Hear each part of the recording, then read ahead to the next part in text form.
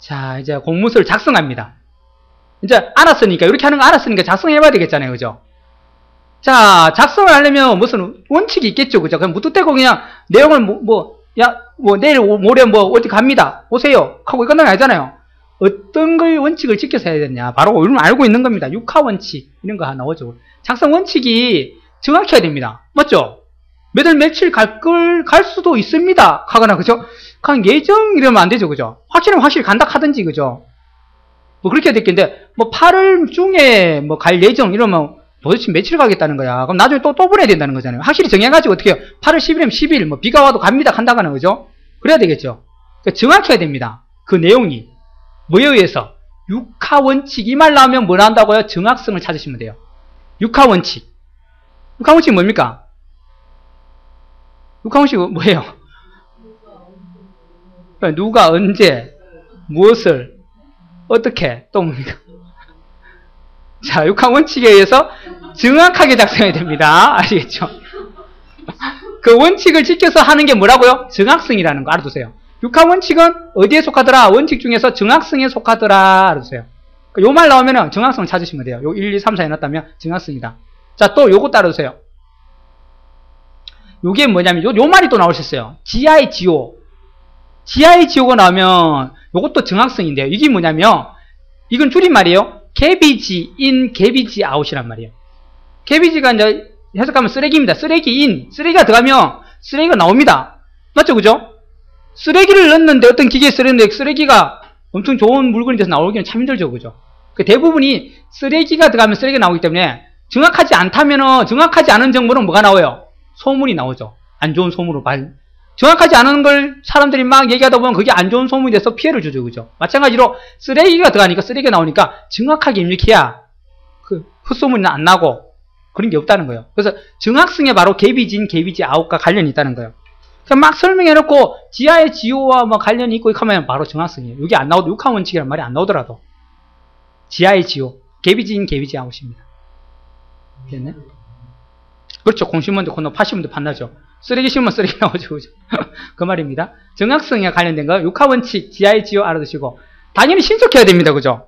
아까 우리가 5일 그거 기한을 두는데 공문서인데, 자, 5일 유예 기간을 두고 이제 되는데, 그 사람한테 5일 유예 기간 동안 안 가고, 10일 뒤에 그게 도착했어요. 그럼 그 사람은 10일 후에 알게 되는 거잖아요. 그러면 안 되겠죠. 그죠? 어떻게 해요? 빨리 가야 됩니다. 신속해야 되더라. 하루 이틀 만에 가야 되지, 한 달 뒤에 이게 도착하고 이러면 안 되겠죠.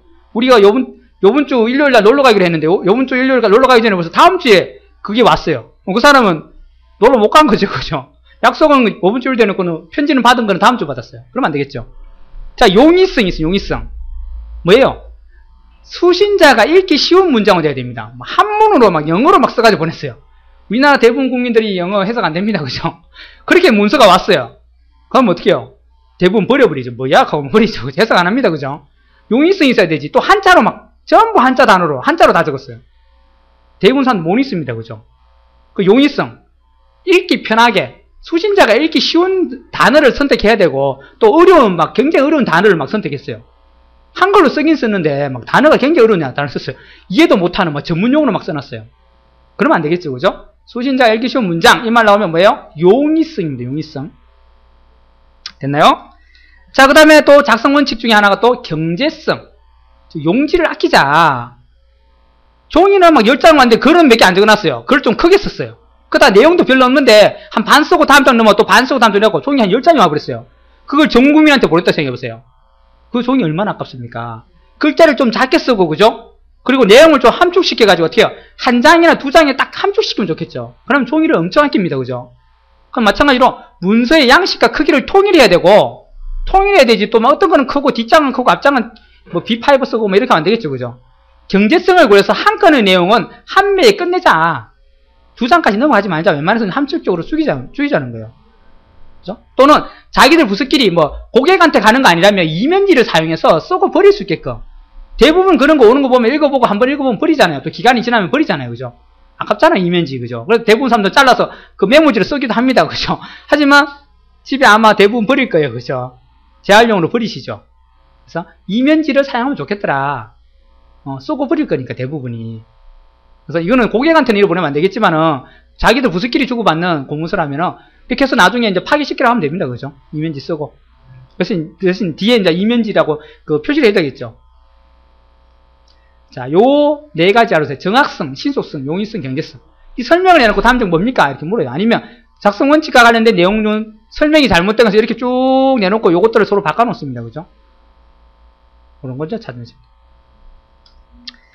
자, 그 다음에 공문서를 표기하는데요. 어떤 방법으로 표기해야 되느냐. 즉, 글을 쓰거나 숫자를 쓰고 날짜를 쓸 때 어떻게 써야 되냐 이 말이에요. 자, 기본적으로 글자는요. 한글 맞춤법에 따라 써야 됩니다. 맞춤법 하나 띄어쓰기 안 하고 이랬으면 안 되겠죠. 그죠? 맞춤법에 따라 뭘로 쓴다고? 가로로 써야 됩니다. 그죠? 우리가 지금 가로로 써죠. 세로로 옛날같이 뭐 조선시대도 아니고 세로로 씁니다. 그죠? 그러면 안 되겠죠. 그죠? 한글 맞춤법에 따라 가로로 씁니다. 당연히 기본적인 내용입니다. 그죠? 자, 숫자는 어떻게 쓰는 게 좋습니까? 숫자는요. 특별한 사유를 제외하고는 아라비아 숫자 뭐예요? 1, 2, 3, 4로 쓰라는 거예요. 1, 2, 3, 4. 그죠? 이걸 써야 되지 1, 3 이렇게 씁니다. 그러면 안 되는 헷갈린다는 거예요. 또는 1, 2 이랬습니다. 1, 2 이랬습니다. 여기서는 공문서 있습니까? 없죠. 그죠? 이게 특별한 사유를 제외하고는 아라비아 숫자 우리가 알고 있는 1, 2, 3, 4 쓰라는 거예요. 됐나요? 자, 특별한 경우가 있죠. 뭡니까? 금액을 나타낼 때 우리가 주로 어떻게 씁니까? 은행에 돈 찾을 때 여러분 용지 작성할 때 5만원 찾으려면 그냥 숫자로 5만 치지 않죠. 그죠? 이렇게 안 되죠? 이렇게 쓰고 나서 갈로 열고 뒤에 뭐 있습니까? 5만을 쓰라 그래요. 왜요? 만약에 1위만 쓰면 여러분이 은행이 직원이 맘만 먹으면 어떻게 해요? 동그라미 두 개를 더 쳐요. 그리고는 500만을 찾아가 여러분한테 5만원만 떨렁 줘요. 나머지 돈 챙기고, 그죠? 왜 고객이 이리 찾았다 했다고 전표가 남아있으면 안 되니까. 근데 5만원 쓰면 이걸 500만원 고칠 수가 없잖아요. 그래서 일부러 이렇게 두 개를 쓰라 그럽니다. 이것만 써가면요, 고객님 가서 다시 한번 한글로 또 써오세요. 그래요. 맞죠? 그죠? 일부러 이렇게 합니다. 그런 사유가 아니라면 그냥 아라비아 숫자를 쓰자는 거예요. 자, 날짜는요, 연월일을 온점, 즉, 마침표로 우리가 표시하자. 이렇게 합니다. 대부분 2012하고 연을 안 칩니다. 공문서들은. 이렇게 합니다. 이렇게. 그리고 어떻게 해요? 오늘 9일이면 09, 월 안 칩니다. 이렇게 하고요. 오늘 06일이다. 그러면 이렇게 표시합니다. 대부분. 그 여기도 이렇게 해줍니다. 대부분 이렇게 표시해요. 그래서 연, 월, 일 잘 안 씁니다. 기본은 이거라는 거예요. 온점으로 쓰는 거. 이렇게요. 이렇게 해놔도 우리가 알죠? 2012년 9월 6일이구나. 자, 시간은요. 24시간제. 이거 잘 알아두세요. 12시간제 절대 아닙니다. 엑셀 쓰신 분은 이거 이해하시죠? 그죠? 시간은 24시간제로 표시해요. 즉, 만나기로 했는데 이렇게 씁니다. 7시에 보자 이랬어요. 7시. 장소, 시간을 표시할 때 몇 년 몇 월 며칠 7시 이랬어요. 자, 이러면 도대체 무슨 소리냐면 아침 7시인 줄 알고 아침에 오는 사람이 있어요. 저녁 먹자고 보자 했는데 다 이해하는 사람마다 틀리겠죠. 아, 오전 아침 일찍 보자는 거구나. 아침 7시 떡 나왔어요. 나는 자고 있는데 전화가 왔습니다. 왜 안 와? 그럽니다. 예, 갑니다. 7시라면 보자며 했는데 아닌데요. 저녁 7시 했는데 네가 7시 적었잖아야 됩니다. 그죠? 왜요? 공문서는 이렇게 적으면 큰일 난다는 거예요. 그러니까 24시간제니까 저녁 7시라면 어떻게 해야 된다는 거예요? 19시 이렇게 적어야 된다는 거예요. 그래서 조심하세요. 항상 24시간제. 외국 사람들도 이렇게 적으면 아침에 7시 와버립니다. 외국 사람들도 24시간제 기본으로 써요. 그래서 이러다 보면 진짜로 외국 사람들은 웬만하면 전화 안 해요. 우리나라 사람은 의심스러워하고 물어보잖아요. 야, 저녁이 아침이야. 이렇게 묻잖아요. 외국 사람은 안 물어봅니다. 이러면요. 7시. 그 사람 일이 바쁜갑다. 아침 먹고 바로 해야 되는갑다. 이러고 이날 진짜 나옵니다. 전화도 안 물어봐요, 또. 그럼 여러분 자고 전화 오겠죠, 바이어가. 그죠? 안 옵니까? 그러면. 그럼 뭐예요? 깜짝 놀라겠죠. 그죠? 그래서 항상 어디 공문서는 24시간제로 우리가 작성하는 게 규칙입니다. 아시겠죠? 24시간 표시해야 돼. 시분은 뭘로요? 몇 시 몇 분이면 글자를 쓰지 말고 이렇게 하자는 거예요. 즉, 19시 30분 이렇게 하자는 겁니다. 이렇게. 우리 전자시계처럼. 그죠? 요거 뭡니까? 쌍점 요거요. 요거 뭐라고? 쌍점 우리 영어로 뭐라 그럽니까? 쌍점을 영어로 우리가 뭐라 그래요? 자, 컴퓨터를 아시는 분이라면 이걸 알아야겠죠. 콜론 그러죠. 콜론입니다. 우리말로는 쌍점 가지만 영어로 콜론이고요. 또 요거는요. 요거는 뭐라 그래요? 이거 뭡니까? 정박하신 분들이 이거 하면 안 되는데요. 세미콜론, 작은 콜론. 그죠? 세미콜론. 그죠? 콜론, 세미콜론 이런 말 씁니다. 예, 요건 모르시면 컴퓨터 기초입니다. 기초. 그죠? 콜론과 세미콜론 이런 말 씁니다. 그죠? 많이 쓰시죠? 컴퓨터 치시면서. 그죠? 요걸 많이 쓰시죠. 그죠? 자, 금액을 칠 때 아까 말했죠? 숫자는 기본적으로 아라비아 숫자를 쓰는데 금액일 때는 뭐예요? 변조를 방지하기 위해 갈로 안에다가 꼭 한글을 하나 더 써주자 그럽니다. 그래야 누군가가 동그라미 하나 더 친다거나 앞에 숫자를 더 치면은 그죠? 금액이 커지더라도 한글로 내가 5만원, 150만원 써놨으면 그걸 어떻게 고칠 수가 없어요. 그죠? 한글은. 내가 잘못이 없어지는 거죠. 그럼 누군가가 그걸 변조를 시도했다는 거죠. 자, 그래서 꼭 아라비아 숫자를 써주고 갈로를 열어서 한글을 입력한다거나 아니면 한글을 먼저 써주고 갈로 열고 숫자를 써준다거나 이 방법을 써야 된다는 두 개를 같이 써줘야 된다는 거예요. 됐나요? 이게 공문서의 표기 방법. 이걸 가지고 이제 시험에 냅니다. 이렇게요. 다음 중 설명한 것 중 표기 방법을 설명한 중 잘못된 거 찾아랍니다. 그걸 쭉 뭐 해놓고 뭐 연월일을 기본으로 사용한다. 이거는 12시간제. 그죠? 그렇게 사용한다거나. 아라비아 숫자로만 표시한다. 그죠? 그렇게 한다거나. 그런 식으로 바꿔놓을 수가 있다는 거예요. 또 시부는 쌍점이 아닌 세미콜론으로 표시한다. 이렇게 한다거나. 있죠? 요걸 가로가 아닌 세로로 작성하더라. 그럴 수도 있습니다. 말장난을 치놓는 거예요. 그러니까 여러분이 알고는 있지만 그 말장난에 당하시면 안 돼요. 아는 내용이라고 글을 대충 읽고 넘어가시면 이런 거 놓쳐요. 세자인데. 그렇지. 맞춤법에다 하면 되고 넘어가버립니다. 그냥. 근데 이게 세자로 딱 돼 있겠죠. 그죠? 그럼 딴 거 막 찾고 있어요. 보자. 막 찾다가 적 안 되니까 하나 찍을 수 있습니다. 그죠? 이러면 안 된다는 거예요. 자, 그 다음에 공문서의 끝을 표시해야 되더라. 자, 내가 공문서를 작성하면서 내용 부분에서 이제 끝이 날 거 아닙니까? 내용이 끝이 날 겁니다. 그러면 공문서는 반드시 끝이라고 표시를 해줘야 돼요.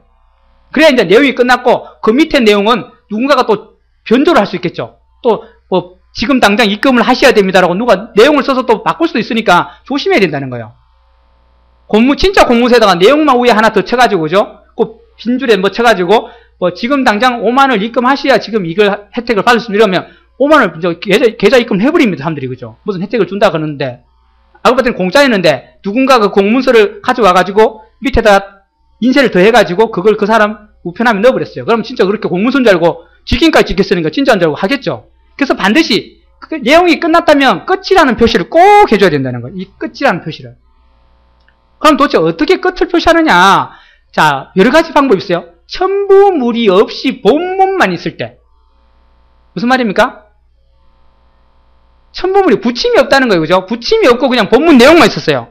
아까 요 내용으로 볼게요. 자, 여기 있는데 여기 요 내용이 없는 거예요. 여기 없었고 요걸로 끝났어요. 이걸로 끝났다면 밑에 뭔가를 작성하지 못하게 어떻게 끝이라고 알려줘야 됩니다. 어디다가요? 여기 내용이 끝이잖아요. 여기다가 어떻게 하라고요? 두 칸을 띄우고 끝이라고 써줘야 된다는 거예요. 그럼 이 아래 거는 뭐가 있다면은 누군가가 거짓 정보를 쓰는 겁니다. 그죠? 그래서 반드시 끝이라고 써줘야 된다는 이렇게. 됐나요? 하지만 첨부가 있더라. 붙임이 여기 있었어요. 그럼 어떻게 하라고요?